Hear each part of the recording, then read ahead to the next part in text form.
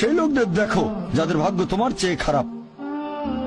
সেই সব লোককে দেখো না যারা তোমার চেয়ে বেশি ভাগ্যবান। তা না হলে তোমরা আল্লাহ তাআলাকে স্মরণ করায় অবহেলা করতে পারো, তা না হলে প্রতিপালকের প্রতি অকৃতজ্ঞ হয়ে যেতে পারো। তাহলে নবী বলেছেন তাদেরকে দেখো যাদের ভাগ্য খারাপ। তখন আপনি বলছেন আচ্ছা এই লোকটার তো কোনো গাড়ি নেই, আমার একটা মারুতি অন্তত আছে। তাকে দেখবেন না যারা সে মার্সিডিজ। ও আমার মার্সিডিজ নেই কেন? ওই লোকের গাড়ি নেই, আমার তো একটা আছে। আপনি আল্লাহকে ধন্যবাদ জানাবেন। যখন মার্সিডিজ গাড়ির মালিকের সাথে নিজেকে তুলনা করবেন, ও আমার কেন মার্সিডিজ গাড়ি দিলেন না, তাদেরকে দেখবেন যাদের ভাগ্য খারাপ। তাহলে আপনি আল্লাহ সুবহানাহু ওয়া তাআলাকে স্মরণ করছেন। আর এটাই বৈশিষ্ট্য মানুষের। এরকম একটা গল্প যে এক লোকের মনে অনেক দুঃখ, কারণ তার কোনো জুতো নেই।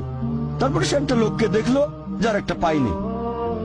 লোকটা অভিযোগ করতো আল্লাহর কাছে যে জুতো নেই, আল্লাহর কাছে অভিযোগ করতো আমার কোনো জুতো নেই। তারপর সেই লোকটাকে দেখলো যার একটা পা নেই। তখন সে আল্লাহকে ধন্যবাদ